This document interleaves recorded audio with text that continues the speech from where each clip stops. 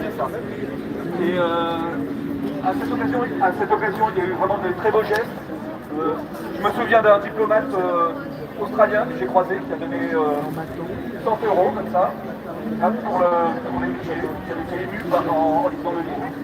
Je me souviens de Christophe Détinger aussi qui est là, qui avait fait un spectacle de boxe et qui avait donné ces sommes pour les mutilés, alors que lui-même dans une situation précaire. C'est vraiment un beau geste, je le dis parce que c'est tellement quelqu'un qui est humble qu'il ne le dira pas.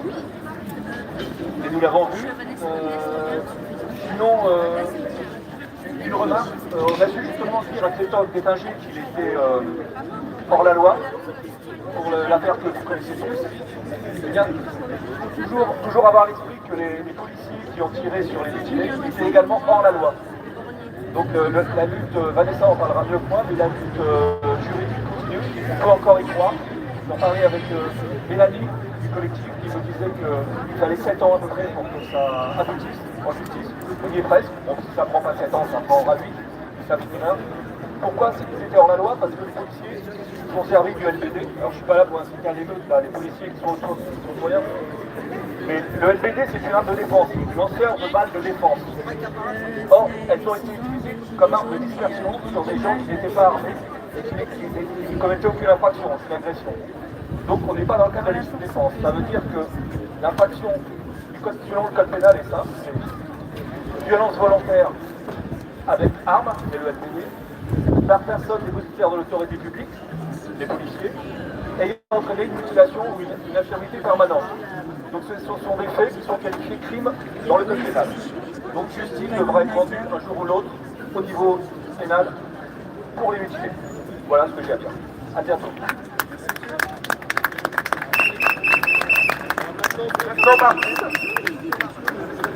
La belle Martine. Bonjour les gilets jaunes. Voilà. Plus fort Martine. Bonjour les gilets jaunes. Voilà, je suis dans le début. Donc, je vais vous parler d'une époque. Nous avons commencé au temps de M. Castaner. C'était l'ordure pas finie.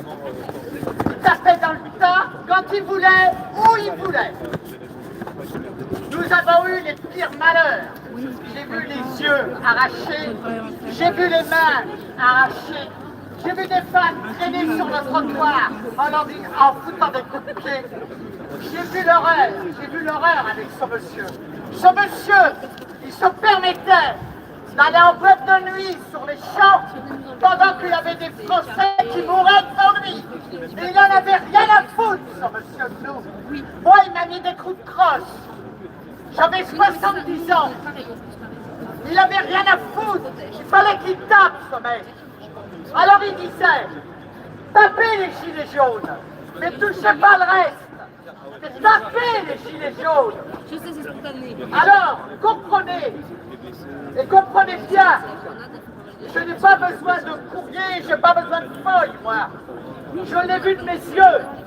J'ai vu des filles pleurer, des maris, pour protéger leurs femmes. Moi, j'étais protégé. Quand il y avait le boxeur, on nous a protégés, on nous a mis dans des jardins là-haut. Quand il y a eu la salle pétrière, quand les commodes nous attaquaient, on était soudainement, tellement on avait peur. Quand on démarrait, on était gazé avant d'avoir démarré.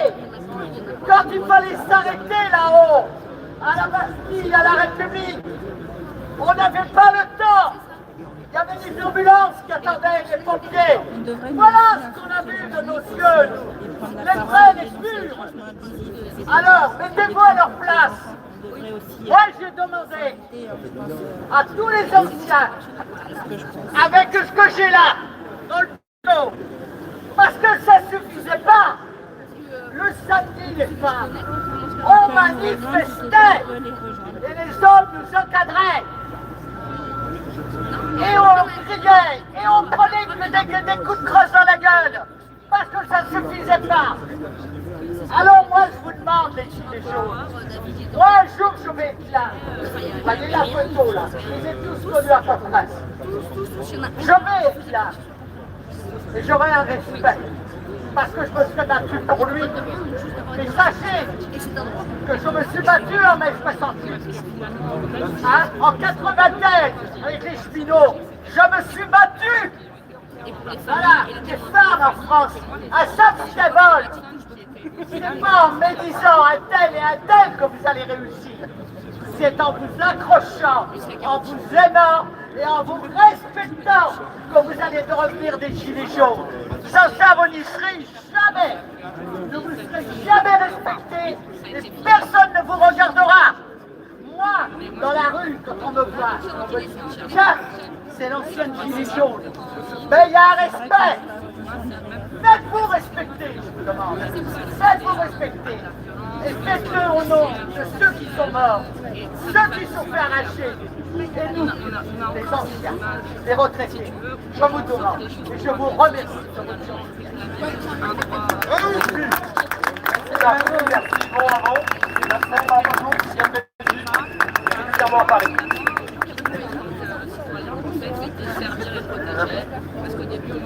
Aujourd'hui, un peu d'émotion, non?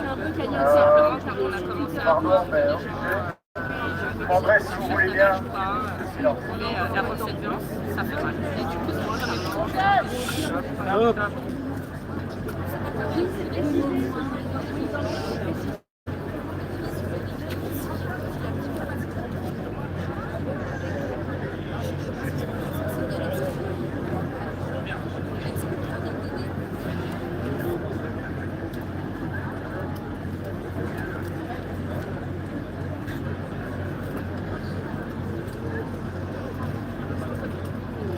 Silence, s'il vous plaît.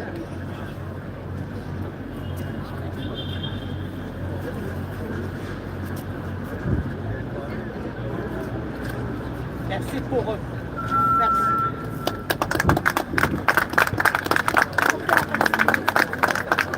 Bon, alors je suis gentil, moi, demander à ma maman, à mon fils, vous verrez, je suis un gentil. Pourtant maintenant, je demanderai non pas une minute, mais un bon moment de vie, de haine. De haine pour les Lallemans, les Castaner, les Darmanin, tous ces gens-là. Alors la haine, c'est correct, hein, c'est le minimum, c'est le prix à payer, mais ça suffit pas. Moi j'aimerais bien, ça c'est le côté un peu plus gilet jaune, j'aimerais bien que le peuple là ne lâche pas l'affaire. Donc les Darmanin, les Castaner et tous les autres, je choisirai le mot là, ils ont une fille, ils vont chez le coiffeur, ils vont boire un café au vaudeville, ils vont faire je sais pas quoi, voilà. Eh bien nous tous, nous sommes en contact avec eux tout le temps, toute la vie. Et moi je demande aux coiffeurs de ne pas les coiffer, je demande aux serveurs de ne pas les servir, je demande au peuple de ne jamais oublier ces gens-là et de les venger à leur manière. Donc voilà un message au peuple.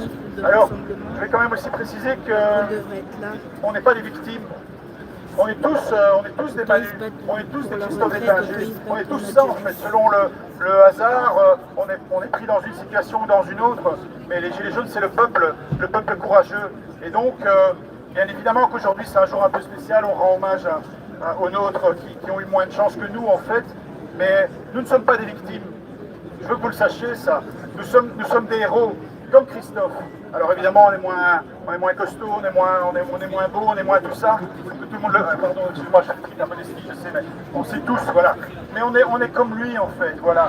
Et Manu et les autres étaient comme lui aussi, quoi, voilà. On est tous ça. C'est vraiment un très très beau peuple, le peuple des Gilets jaunes. N'oubliez jamais ça, quoi. Voilà. Et alors, bon, c'est bien gentil de me donner la parole parce que je suis belge, voilà, mais soyez pas racistes, les gars, la parole, tout le monde l'Amérique.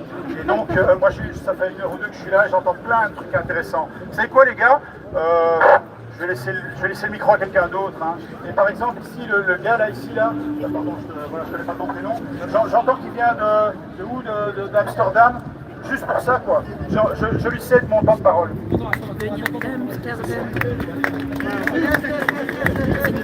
Chez les Gilets jaunes, c'est comme ça, il n'y a personne qui monopolise la parole. Vas-y, va. Allez-y. Oui, bien sûr, mais là, parce qu'il y a pas grand-chose à rajouter après. Vous connaissez mon visage, les Gilets jaunes parisiens, je suis avec vous quasiment depuis le début, je suis avec le premier décembre 2018. Certains savent aussi que Alors, j'ai laissé tomber les gilets jaunes, mais mon cœur reste le gilet jaune. Et je l'ai troqué pour un gilet de la Ligue des droits de l'homme pour porter haut et fort les violences policières dont nous avons été victimes, parce que moi aussi. Voilà, j'en profite aussi pour vous passer à tous le bonjour de Manu de Valenciennes, qui ne savent pas qui a été éborgné au premier anniversaire. C'est difficile pour lui de venir en manif actuellement, puisque le procès contre le tireur qui l'a éborgné aura probablement lieu cette année, on l'espère. Et par prudence, il préfère ne pas être sur les manifestations pour pas... voilà, il faut être clair et net, on craint, comme ils n'ont rien contre lui en termes de violence, on craint que nos amis de la milice viennent le provoquer dans une manif pour qu'il ait un comportement violent et utiliser ça contre lui au tribunal. Donc voilà pourquoi il est absent provisoirement des manifestations et je me fais son porte-parole parce que je le vois demain. Voilà, donc moi j'ai quitté la France, mais le combat continue. Je me refais une santé pour être prêt si un jour ça bouge pour de bon, ils sont encore, comme vous avez fait les gilets jaunes. Je continue via les réseaux à informer. Et puis bien sûr le combat toujours en parallèle contre les violences policières à travers la Ligue des droits de l'homme. Voilà, merci beaucoup. Oui, monsieur a raison, on a invité Manu.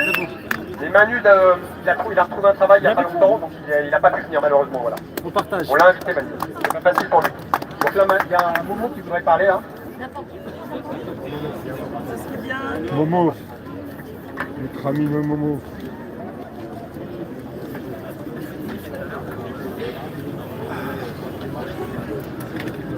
Moi, je voudrais dire bonjour à tout le monde. Moi, je voulais préciser que moi, je viens des quartiers populaires. Je viens de Mantes-la-Jolie. Tous les samedis, je prends le train pour venir à la manif.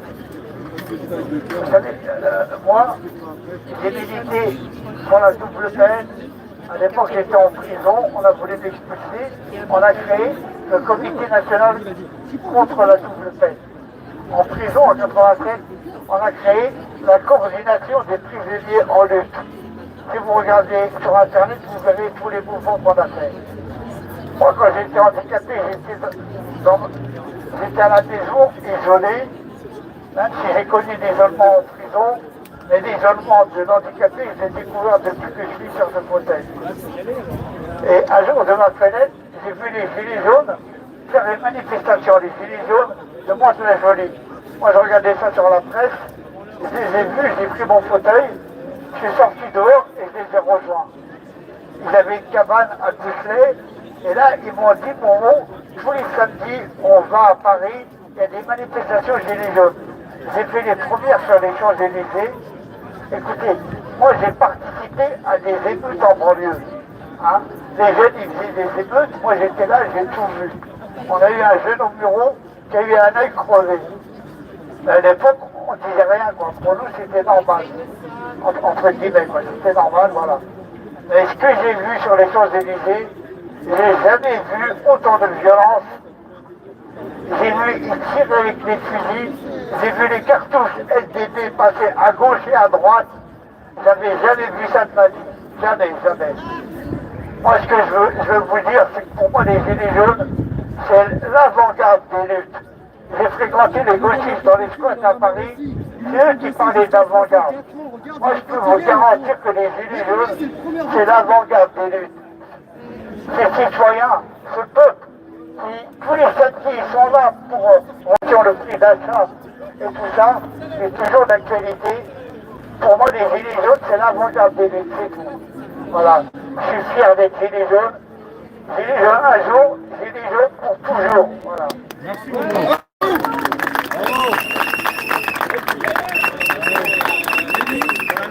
Allez, Mehdi.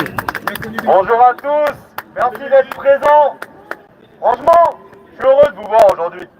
On est peut-être qu'une poignée, mais on est cette dernière force libre, honnête, sincère, pleine de valeurs, qui se battons pour les droits qui ont fait la France. Les droits de la liberté, les droits de la fraternité, les lois de la solidarité. Tout ce qui fait que nous sommes forts. On est les derniers mohicans de ce pays, les premiers résistants de ce qui arrive. Aujourd'hui, On sait très bien que l'État il est endormi. On sait très bien que le peuple s'endort sur ses lauriers et mange les petites miettes que l'État lui donne. Mais quand les grandes mesures arriveront, les gens n'accepteront pas. On a toujours connu ça dans les mouvements. On a toujours connu les choses en avance. Les lois sont votées, mais c'est quand ça pique que le peuple se réveille. Le peuple se réveillera d'ici quelques temps. Parce qu'avec tout ce qui nous entoure, avec la politique européenne qui nous attire vers la guerre au lieu de la paix qui est voulue par le monde entier, les taxes qui sont faites par prétexte justement de cette fausse guerre et qui vont toucher les Français et impacter chacun dans son foyer, ne vous inquiétez pas, quand ça va piquer dans le portefeuille, il y aura beaucoup de monde qui va se réveiller bientôt. On est les premiers résistants de la prochaine lutte, les derniers de cette lutte gilet jaune qui a commencé il y a 5 ans et qui se bat avec force 6 ans. On n'en est plus à une année près et on n'est pas prêt d'arrêter. Mais quand on aura réussi tout ça, on sera le fer de lance qui changera les choses. N'oubliez pas une chose, continuez à vous battre avec vos valeurs. Il y a plein de choses qui s'organisent aujourd'hui. Le 28, il y a le procès du préfet Lallemand, justement pour toutes les malversations qu'il a fait lors de la manifestation du 11 septembre 2021. Soyez nombreux à 13h au tribunal de Paris. Il faudra soutenir tous ceux qui se sont battus ce jour-là. Au quai des Orfèvres. Au quai des Orfèvres, excusez-moi. Tout ça, ce sera communiqué par Isabelle, le syndicat et tout.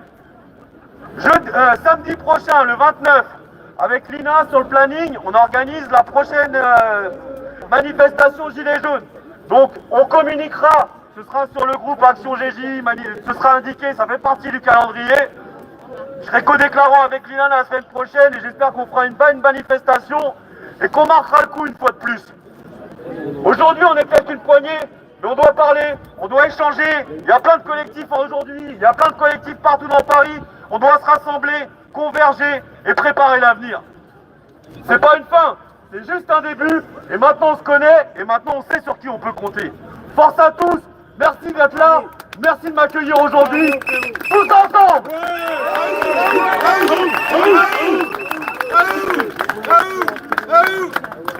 Il y a Jeanne qui va lire un petit texte court, et ça, il faut qu'on y aille parce qu'en fait, on a déjà décalé le départ. Il est redécalé, on a 30 minutes de retard. Donc voilà. Il y a Big Deal aussi. Bonjour à tous. Alors je retiens de ce que dit Martine 2 malentendus. Le premier malentendu, c'est que les flics, ils pensent obéir au bien. Ce n'est pas le cas.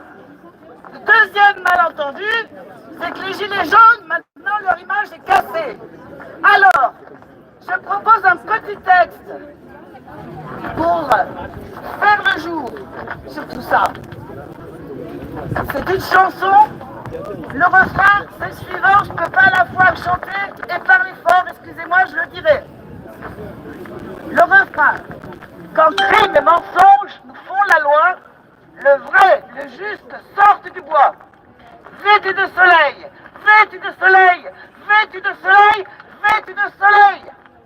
Quand crime et mensonge nous font la loi, Dieu le premier pleure aux Pays-Bas. Les couplets. C'est le soleil d'un vêtement qu'on porte tout le temps, en se ressemblant.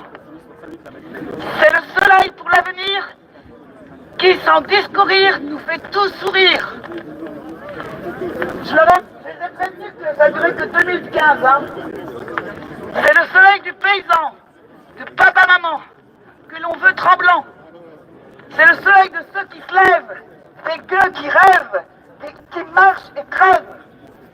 C'est le soleil de vérité qui va éclater même à la télé. C'est le soleil mieux que de l'or qui nous aurait créé fort et vaincre la mort. C'est le soleil qui réfléchit tous les coloris de notre beau pays. C'est le soleil qu'on voit partout, chez nous, oui chez nous, qui chasse les fous. C'est le soleil pour la justice, tout droit à nos fils. La paix puissance 10, c'est le soleil chacun pour soi, quand plus rien ne va, tous comme un seul roi. De tous les trafics, c'est le soleil magnifique qui voit l'alambic de tous les trafics. C'est le soleil de notre chance pour notre existence, entrons dans sa danse.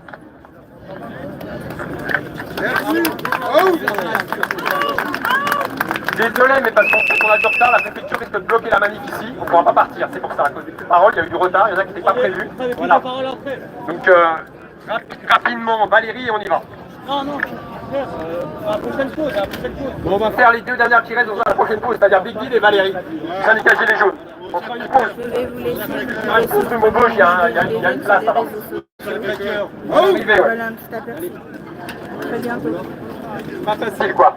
On a du retard et là, on risque d'être bloqué ici, de pas pouvoir faire le parcours.